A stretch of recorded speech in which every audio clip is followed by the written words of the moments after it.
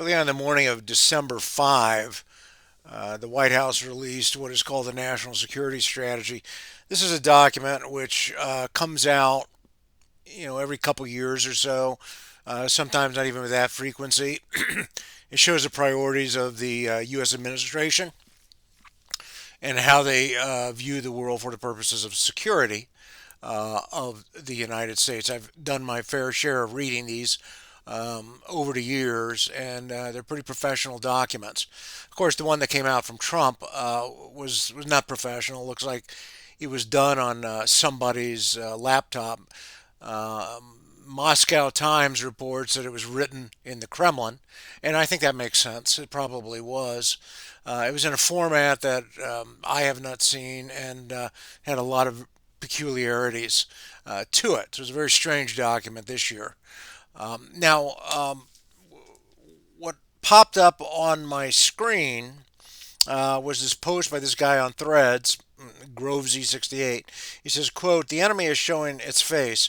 Russia's publicly stated aim to destroy NATO and the EU aligns with the new U.S. security strategy. You can draw a line to 2014 and the invasion of Crimea, the rise in prominence of UKIP, the UK Independence Party, and Farage, Brexit, Russian bribes, Salisbury, Panama Papers, Epstein, rise of global right wing politics, dominance of the media and social media. Putin has blackmailed the elite and funded the right wing, promised riches to the oligarchs and billionaires in a new world order." This is a brilliant post by this guy, GroveZ68. And it's absolutely correct. What we're talking about is a new world order, which is going to be tyranny. It's going to be global tyranny. It's just going to be broken down into different regions. And at least this is the goal. I'm not saying that it's going to happen, but I'm saying this is the goal. And people are seeing it now. The enemy is out in the open. We know the Russians are the bad guys. We know Trump and his regime are boyars or satraps of the Russians. We know they're controlled by the Russians. We know the United States is under the control of the Russians right now, and that's very clear. What I would like to do is talk about a couple views on the national security strategy, which is a big step towards this global tyranny, which is run by Putin and some other tech bros and tech oligarchs like Musk, who has very real ties to Putin, and that's been documented for some time. I should also note that back at the end of October, Lieutenant General Joe McGee, who is Director of Strategy, Plans, and Policy in the Pentagon, had run ins or clashes with Hegseth, the Secretary of Defense, and McGee tendered his resignation. This was all about the time the Wall Street Journal, The Hill, and others were writing about a new national security strategy coming out. So obviously, McGee saw what was happening, and this national security strategy advances Russian geopolitical goals. It's a step towards global tyranny. It helps the global tyrants for a number of reasons.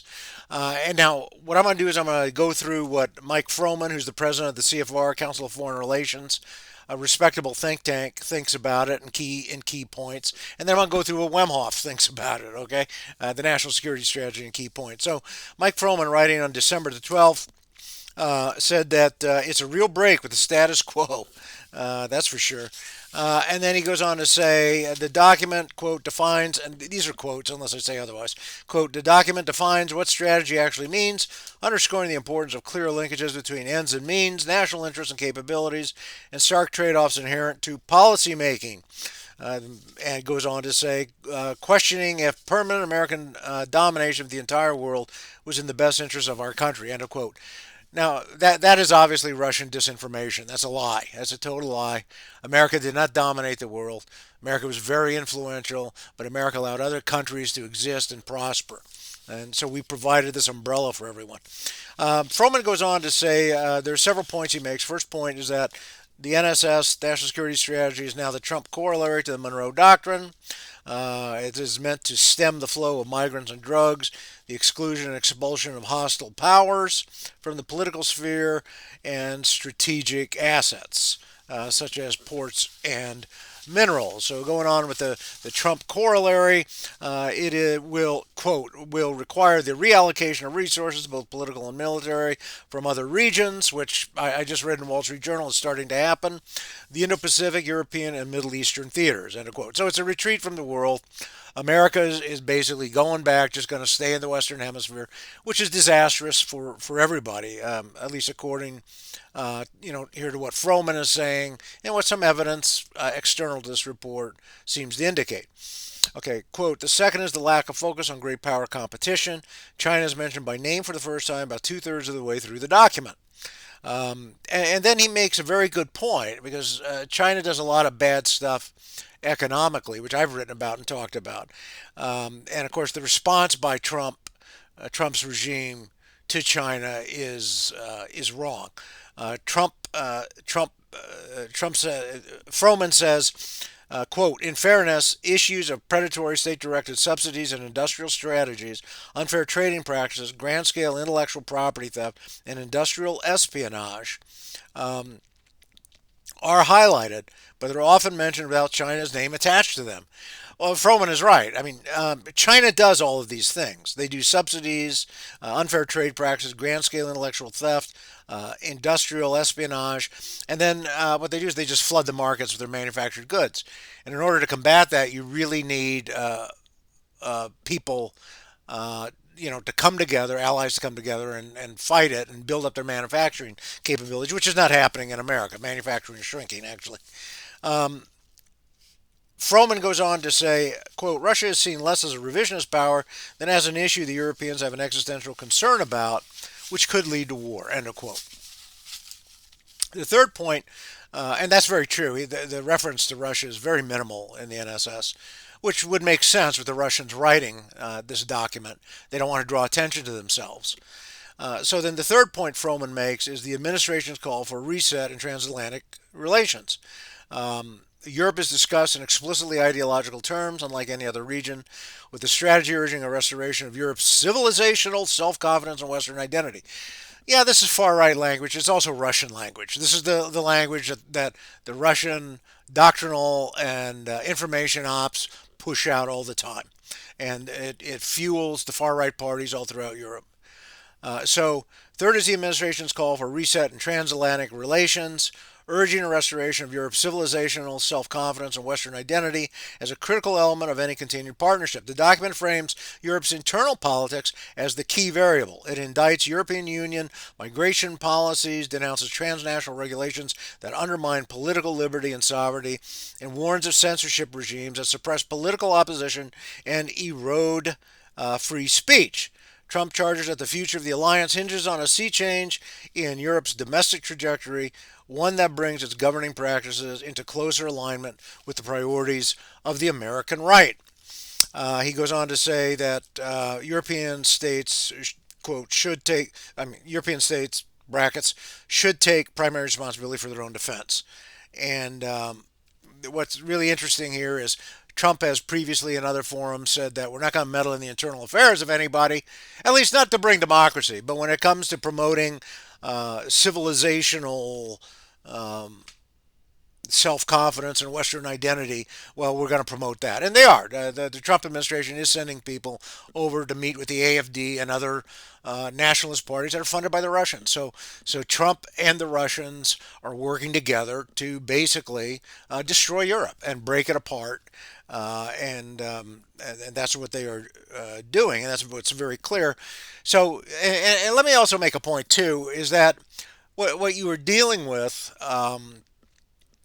is you're dealing with a regime here in this country that talks about free speech and talks about democracy, but they don't care about free speech and democracy. Once they get into power, they're going to squelch out. We've seen this in this country, and we are seeing that these are weapons. Free speech and democracy are weapons. They're monikers that are used to overthrow the liberal order and institute tyrannies.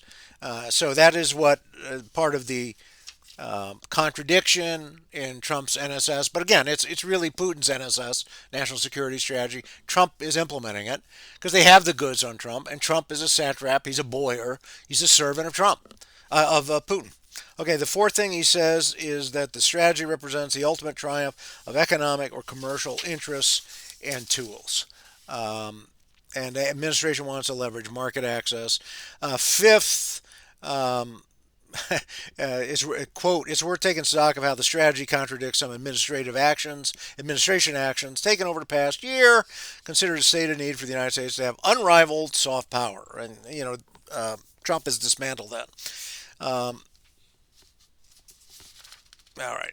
Um, Froman goes on to say that the national security policy goes back to balance of power ideas and the logic of, quote, flexible realism. Basically, we're going back to 1914. That's what the NSS wants to take us back to. Um, and so this is what Trump and what Putin and what the tyrants want. They want these blocks of power because then it's easier to control. It's easier to have power over people. So this global tyranny that everybody was afraid of is actually coming to you in the form of nationalism and religion and sovereignty and everybody going back to their own spheres of influence. It is devolution. When the 1945 post-war order was set up by the Americans and the church and others, it was one that actually allowed for a very peaceful, calm world. Russia didn't like it then. Cordell Hull's memoirs talk about how they try to subvert the whole process, and the Russians continue to this day to subvert this whole process. And of course, they have taken over the Trump regime. Okay, so Froman recognized that there are structural changes. Now here's my take, which somewhat overlaps with what Froman says. First of all, the national security strategy repeats Russian disinformation. In the first part, introduction, what is American strategy, how American strategy went astray, a number of Russian disinformation themes are presented. These are, quote, American foreign policy elites convinced themselves that permanent American domination of the entire world was in the best interest of our country. The American policy elites, place hugely misguided and destructive bets on globalism and so-called free trade that hollowed out the very middle class industrial base. End of quote. Okay, so this is Russian disinformation. It is meant to get a certain segment of the American population to turn on their own country, to destroy their own country, to root for their own destruction. Okay. Secondly, the national security strategy, and I've said this to some degree in discussing Froman's piece, seeks to advance long held Russian geopolitical goals, which include checking the growth of NATO and promoting the dissolution of the European Union and European unity in general, as well as the weakening of democratic institutions in European countries in favor of nationalist, even fascist regimes, even though this effort is cloaked in populist language. Again, because Trump wants to keep his base, okay? And his base has been very much colonized by Russian disinformation. Russia's very weak, except they have a lot of money, they have some resources, and they're good at disinformation. They're good at lies. Very good at co-opting people. Okay. Um, so the document goes on to say that the goal of the administration's NSS is, quote, ending the perception and preventing the reality of NATO as a perpetually expanding alliance, end of quote. Page 25, the NSS writes, quote, European relations with Russia are now deeply attenuated. Many Europeans regard Russia as an existential threat, end of quote. And then it goes on to say, quote, European officials hold unrealistic expectations of war, end of quote.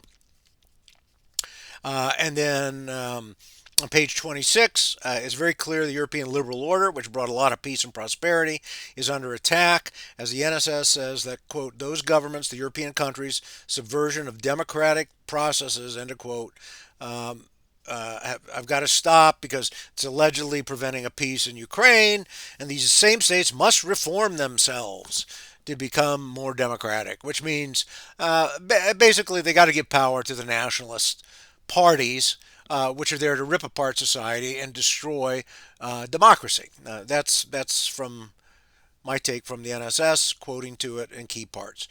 Um, the third thing that I think the NSS does is it does reject, and this is somewhat repetitive, the liberal order for Russian nationalist themes.